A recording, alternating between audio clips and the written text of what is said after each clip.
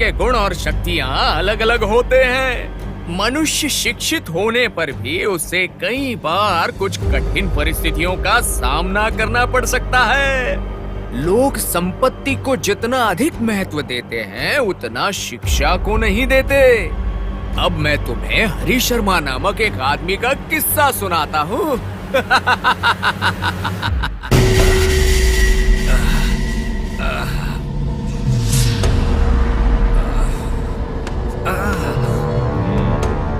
नारायण नारायण। ओहो, हरी शर्मा जी, आइए आइए बैठिए। अरे बैठिए ना। तो क्या समाचार है हरी शर्मा जी? कुछ नहीं, बस ऐसे ही। ऐसे ही आप नहीं आएंगे, बात क्या है बोलिए ना। घर में दाल चावल आटा कुछ भी नहीं है, इसीलिए। अरे हरी शर्मा जी, हमारे घर पर दाल चावल गेहूं गुड़ सब कुछ है। यदि हम सब कुछ आप लोगों को ही दान कर देंगे तो हमारे पास क्या बचेगा? हमको भी भीख मांगना पड़ेगा। माफ कीजिएगा मुझे, मैं भीख मांगने नहीं आया हूं। वो करते तो अच्छा होता, थोड़ा चावल देकर भेज दिया होता। देखिए, अगर उधार समझकर कुछ दे देते। उधार? शमशान घाट गए हुए शव और तुम लोगों को दिए पैसे कभी वापस नहीं आते हैं, ये तो मुझे पता है। आप जैसे लक्ष्मी पुत्र भी अगर ऐसा बोलेंगे तो हमारे जैसे लोग कैसे जिएंगे? आप भी तो सरस्वती पुत्र है ना हरी शर्मा जी, और बड़े शिक्षित भी।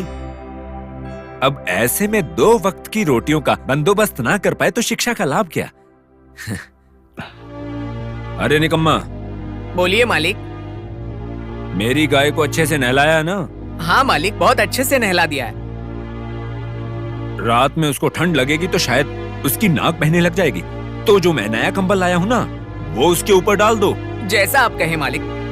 इतना गरीब होने से अच्छा है कि मैं किसी अमीर के घर में गाय बनकर पैदा होता। देखिए हरी शर्मा जी, मैं आपका और आपकी वो शिक्षा का बहुत ही सम्मान करता हूं, पर आप ऐसे समय समय पर आकर चावल दे दो, दाल दे दो, गुड़ दे दो और पैसा दे दो ऐसे मांगोगे तो आपकी वो इज्जत जो है ना वो दिल से निकल जाएगी। और हाँ, हमारे घर में वो खाना बन गया होगा तो आप चाहे तो पेट भर के खाना खा के जाएं। नहीं, परेशान करने के लिए क्षमा चाहता हूं। अब मैं चलता हूं। ठीक है ठीक है, जाइए जाइए। अरे हाँ, वो अगले महीने मेरे पिताजी का श्राद्ध है ना, तो आ जाइएगा। ये मत भूलना कि मैं अच्छे से पैसे भी देता हूं। अगर तब तक मैं जीवित रहा तो जरूर आऊंगा। तुम्हारी तो तकदीर है ही ऐसी। निकम्मा, ठीक से पैर दबाओ।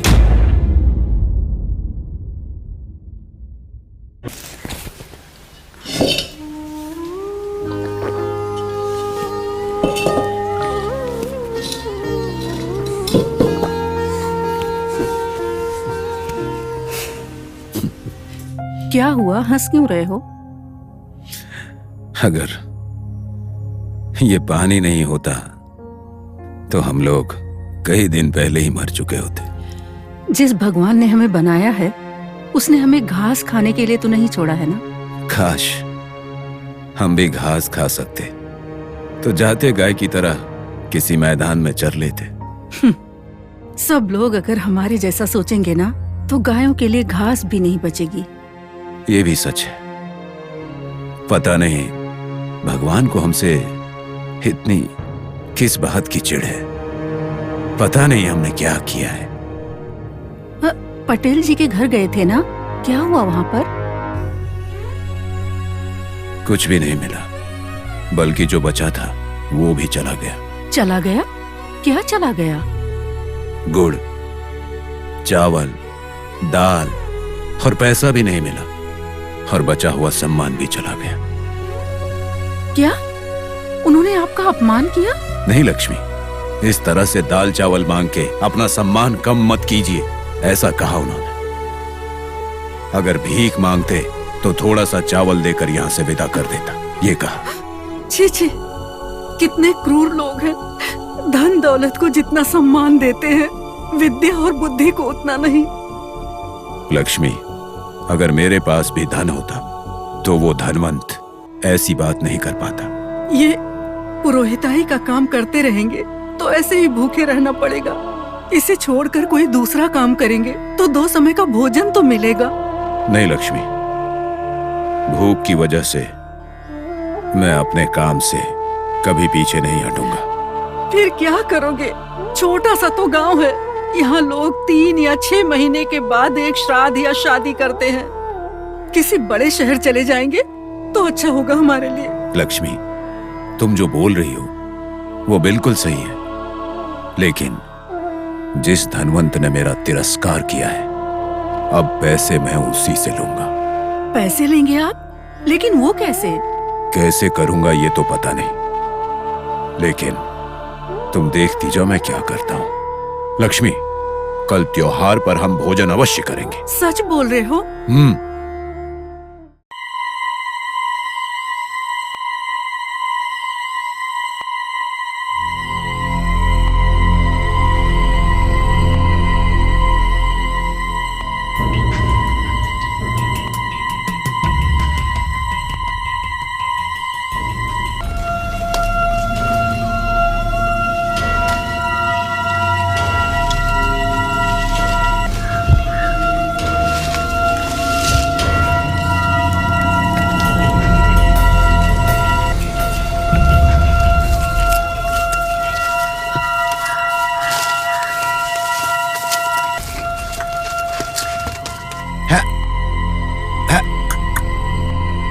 आ जाओ, जगह तो सही है, किसी को नहीं दिखेगा। अब सबक सिखाऊंगा उसे। आ जाओ, आ जाओ, आ जाओ।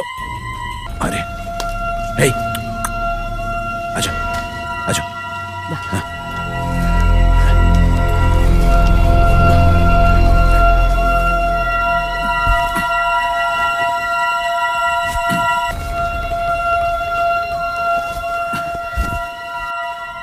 हे गो माता, मुझे क्षमा कर देना, बस कुछ देर के लिए यहीं पर रुको तुम।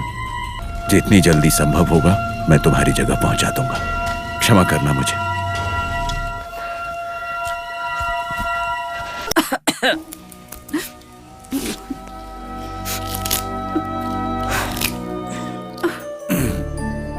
क्या पका रही हो तुम?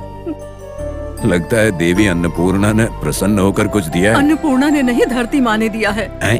धरती माँ ने? हमारा कष्ट देखकर हमारी पड़ोसन ने ये पालक दिया है, उसी को नमक डाल के पका रही हूँ। मैंने कहा था ना, आज हम लोग त्योहार का भोजन खाएंगे। अरे अगले वर्ष के लिए हम आज भूखे तो नहीं रह सकते ना? अगले वर्ष की बात नहीं कर रहा, आज ही। त्योहार का खाना होता तो मुझे भी अच्छा लगता। अभी ये साग खा लीजिए और सपने बाद में देखिएगा।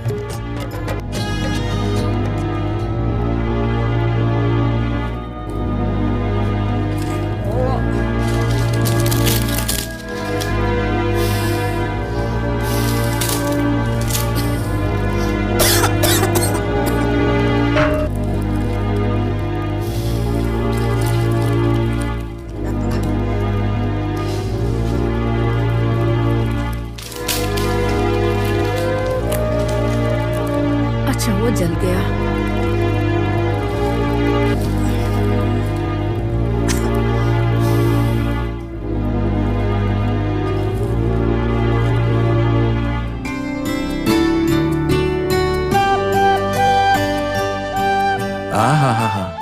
लक्ष्मी, स्वाद तो बहुत ही अच्छा है। भूखे पेट में कुछ भी खा लो तो अमृत जैसा लगता है। अमृत? उसका स्वाद कब चखा आपने? अरे दूध का स्वाद चखे हुए तो 6 महीने हो गए, अब अमृत कहाँ से चख के आऊं मैं? हरी शर्मा जी, हरी शर्मा जी। कौन? मैं हूँ मालिक का सेवक निकम्मा। मालिक ने आपको जल्द ही घर पे बुलाया है, चलिए मैं आपको ले जाने आया हूँ। देखा, मैंने कहा था ना त्योहार का भोजन खाएंगे। उन्होंने आपको भोजन करने के लिए बुलाया है क्या? नहीं, हमारे घर पे पकवान बनाने की सूचना लेकर आया है ये। आप ना जो कुछ भी बोल रहे हो, मेरी तो समझ में नहीं आ रहा है कुछ। देखो, समझने की आवश्यकता नहीं है। मैंने कहा था ना कि त्योहार का भोजन खाएंगे। अरे जल्दी आइए। सुनो, तब तक मैं खाना समाप्त करता हूँ, तुम पंचांग लेकर आओ जल्दी।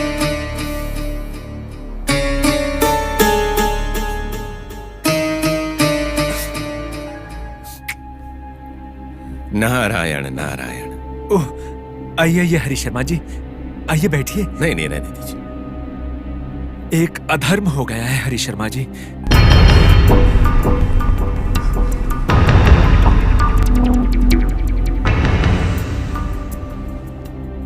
लगता है कि आपके घर में चोरी हुई है। हाँ जी, हाँ, पर आपको कैसे पता चला? आपका चेहरा देखकर। आप चेहरा देखकर ज्योतिषी करेंगे? मालिक, धनवानों को निर्धनों की कुशलता और शक्ति का कोई पता नहीं होता। वो तो बस उन्हें पैर के नीचे की धूल समझते हैं। सच में हरी शर्मा जी, सच में मैंने आपको गलत समझ लिया था। मुझे सच में आपके हाथों से ही सारे घर की पूजा करवानी है हरी शर्मा जी। आपके घर में गाय की चोरी हुई है ना? वो भी आपको पता चल गया? अपनी ज्योतिष विद्या के बारे में अगर मैं स्वयं ही बोलने लगा तो अहंकारी कहलाऊंगा। कल सुबह से मेरी गाय लापता है हरी शर्मा जी। उसको देखे बिना मैं खाना तक नहीं खाता था। उस गाय में तो समझो मेरे प्राण बसते हैं। वो गाय नहीं मिली तो मैं जी नहीं सकता हरी शर्मा जी, मैं नहीं जी सकता। बस थोड़ा धैर्य रखिए।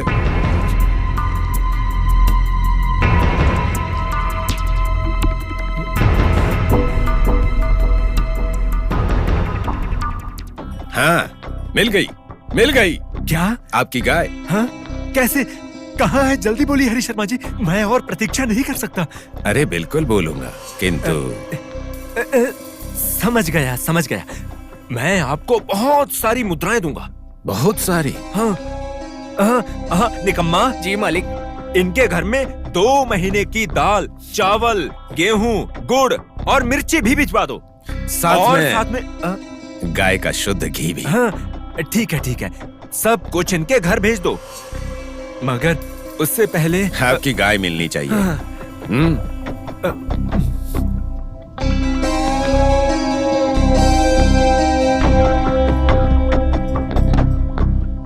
निकम्मा जी। गांव के बाहर पूरब दिशा में एक जगह है। हाँ? तुम वहां जाओ, वहीं पर गाय मिल जाएगी। हाँ? निकम्मा शीघ्र जाओ। हाँ, ए, रुको, मैं भी आता हूँ। हरी शर्मा जी, आइए मेरे साथ, आप भी चलिए। देखिए, वो रही। हाँ? कपिला, मेरी गाय मुझे मिल गई। हरी शर्मा जी, आप तो सच में महान ऋषि हो। आपकी वजह से मेरी गाय मुझे वापस मिल गई। पटेल जी, आपकी गाय तो आपको मिल गई, लेकिन मुझे जो मिलना था भूल गए क्या? नहीं भूला हूँ हरी शर्मा जी। ये लीजिए। निकम्मा जी मालिक। हरी शर्मा जी के घर पे जो भी दाल, चावल, गुड़, मिर्ची जो भी खाते हैं वो सब कुछ इनके घर पे भेज दो। जाओ। जैसा आप कहें मालिक। पटेल जी, तो अब मैं चलूं? ठीक है जी। निकम्मा, गाय को खोलो और चलो, अब घर चलते हैं। आओ माता। आ जाओ। चलो माता, चलो। नमस्कार।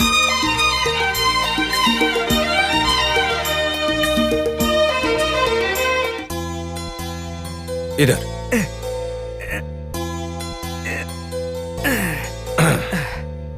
अच्छा, जितना कहा था सब रख लाया दिया है ना? पंडित जी। अच्छा, अब मैं चलता हूँ पंडित जी। ठीक है।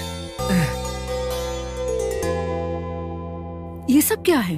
अरे त्योहार का खाना बनाना है ना, इसीलिए लेके आया हूँ। पर कहाँ से लेकर आए हो? कल जिसने मेरा अपमान किया था ना, उसी पटेल ने ये सब दिया है। वो आपको क्यों देंगे भला? जब मदद मांगने गया तो उसने कुछ भी नहीं दिया, खाली हाथ लौटा दिया। लेकिन अब मेरे ज्योतिष ज्ञान के कारण ये सब दिया है उसने। ज्योतिष ज्ञान? वो सब आपने कब सीख लिया? बस अभी। वो कैसे? देखो, ये सब तुम्हारी समझ में नहीं आएगा। बहुत दिन हो गए जब मैंने पेट भर के खाया था।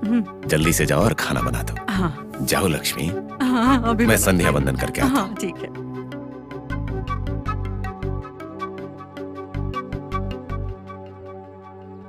हमारे हरि शर्मा बहुत ही बड़े ज्योतिष हैं। जी आपने बिल्कुल सही कहा। अरे ऐसे बैठे बैठे किसी की खोई हुई सामग्री ढूंढ लेना कोई सामान्य अच्छा। बात नहीं है। अगर वो इतने बड़े ज्योतिष हैं, तो इस बात का किसी को पता नहीं है क्या? अरे ऐसे ज्ञानी लोग अगर हमारे गांव में रहेंगे, चोर और झूठे लोग इस गांव में रह ही नहीं पाएंगे। बस 15 दिनों के अंदर मेरा यश कितना बढ़ गया है।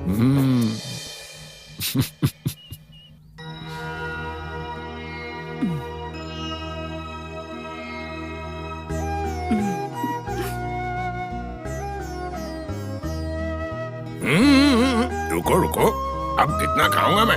पिछला वाला मुंह में ही है। लक्ष्मी, कुछ भी कहो, भर पेट खाने के बाद पान का बीड़ा चबाना।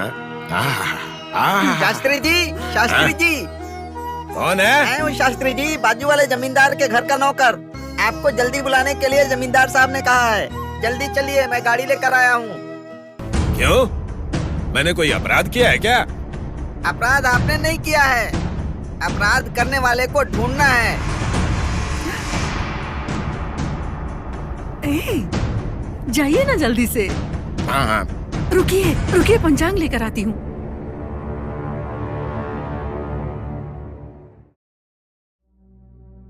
ओहो, महान ज्योतिषी हरीश वर्मा जी का स्वागत है। आइए, अंदर आइए। अच्छा, ये बताइए कि हुआ क्या है? हमारे यहाँ भी आपकी ज्योतिष विद्या प्रसिद्ध है। हाँ हरीश वर्मा जी, आप जैसे ज्ञानी पुरुष उस गांव में रहते हैं, यह सौभाग्य हाँ, हाँ। भाग्य जाग गया है, लेकिन मेरे तो लग गए। हमारे गहने चोरी हो गए हैं। आप ज्योतिष विद्या से ढूंढ दीजिए पुरोहित जी। देखिए हरीश जी, मुझे गहनों के लिए कोई चिंता नहीं है, लेकिन उसे मेरी माँ पहनती थी, ये चिंता है। मगर जमींदार साहब देखिए। हाँ हाँ हाँ, मुझे पता है, आप में इतनी शक्ति है हरीश जी। आपको उपहार भी मिलेगा। हाँ, आपके अनुमान से ज्यादा इनाम दूंगा।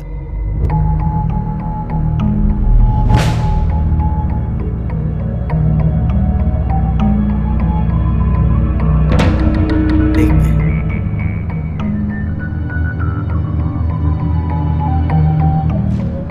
जमींदार साहब देखिए, अभी ग्रह नक्षत्र उपयुक्त नहीं है, तो मुझे एक दिन का ना समय दे दीजिए, मैं कल आके बताऊंगा। अच्छा ठीक है। अच्छा, चलता हूँ। मुझे ज्योतिषी के ऊपर पूरा भरोसा है भाग्यवान, वो हमारे गहनों का पता लगा लेंगे। चलो।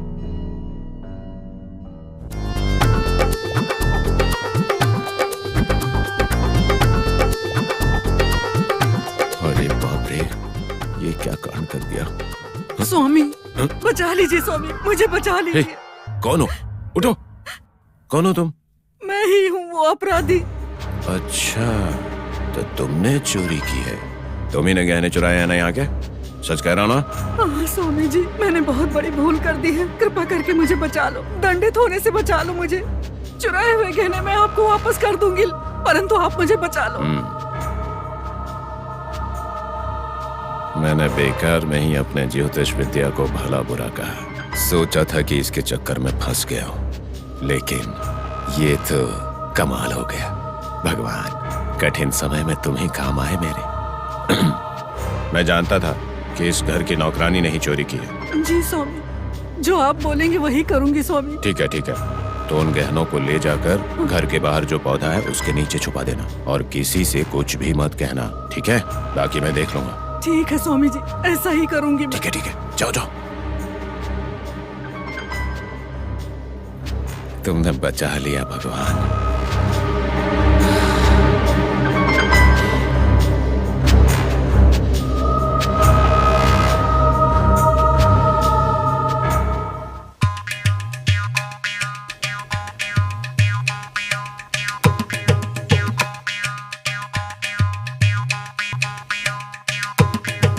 अरे ये देखिए, मेरे गहने देखिए। देखने दो। सारे जमींदार गहने साहब, मिल गए। कल के दिन चोर ने ये गहने चुरा लिए थे, लेकिन आपके चौकीदार के डर से उसने यहाँ लाकर छुपा दिया था। एक बार देख लीजिए, सारे गहने हैं ना? हरीश वर्मा जी, आप महान ज्ञानी हैं। आपकी वजह से मेरे सारे गहने मिल गए। आप जैसे ज्ञानी पुरुष हमारे बगल के गांव में रहते हैं, इस बात से हमें बहुत खुशी है। आइए, आज आपको मैं मनचाहा इनाम देकर संतुष्ट कर दूंगा। अब हमारे गांव में अगर कोई चोरी करेगा तो आप उसे आसानी से पकड़वा देंगे।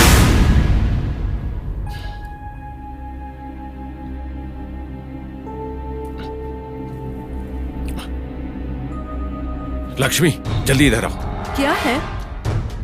घर का सारा सामान बांध लो। अरे हुआ क्या है, मुझे बताओ, डर लग रहा है। हमें ये गांव छोड़कर जाना है। अरे हुआ क्या है तो बताओ। सुनो, वो सब मैं बाद में बताऊंगा। कोई फिर से ज्योतिषी को ढूंढने आए, मैं ये नहीं चाहता हूँ। पर हम खाएंगे क्या? अरे यहाँ देखो, 1 साल तक हम दोनों आराम से जी सकते हैं, इतना है। अगर यहाँ रहेंगे तो जान से जाएंगे। चलो जल्दी जल्दी सामान बांधो। हे भगवान, जल्दी करो।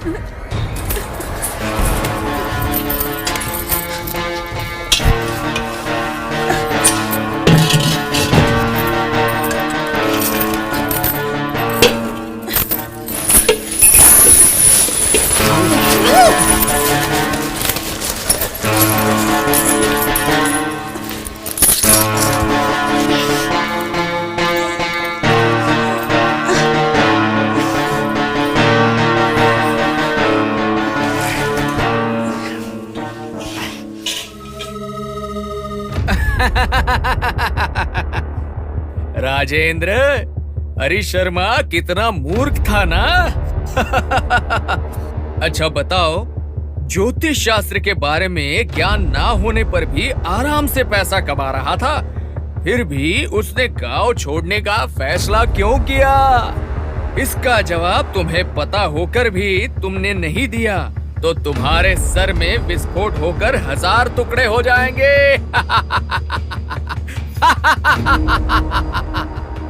बेताल, हरीश शर्मा मूर्ख नहीं था, वो तो बुद्धिमान था। परंतु जिसने उसका अपमान किया था, उसे सबक सिखाने के लिए उसने ज्योतिषी का नाटक किया और उसमें वो सफल भी हुआ। वो एक बहुत बड़ा ज्योतिषी है, ऐसा पूरे गांव में प्रसिद्ध हो गया। जमींदार ने उसी प्रसिद्धि की वजह से उसके घर में चोरी हुए गहनों को ढूंढने के लिए उसे बुलाया। जमींदार को बहुत ही विश्वास था। वहां पे भी संयोग से चोरी करने वाली उस काम वाली ने खुद आकर उसको संकट से बचा लिया। मगर हर बार संयोग से उसका ज्योतिष ज्ञान जीतेगा, ये विश्वास हरीश शर्मा को नहीं था। परंतु अगली योजना बनने तक वो प्रयास करता रहा। लेकिन एक दिन उसने सोचा कि कहीं मेरी झूठी ज्योतिष विद्या के बारे में सब कुछ पता चल के मेरी बदनामी ना हो जाए, तो हरीश शर्मा ने गांव छोड़ने का निर्णय कर लिया, क्योंकि झूठ कभी सफल नहीं होता।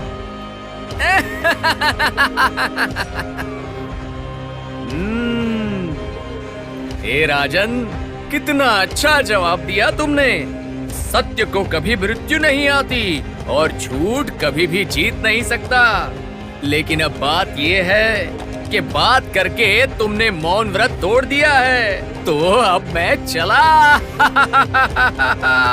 राजन, मैं चला राजन। सुनो आज सब तुम ये मुझसे कहानी, विक्रम बेताल।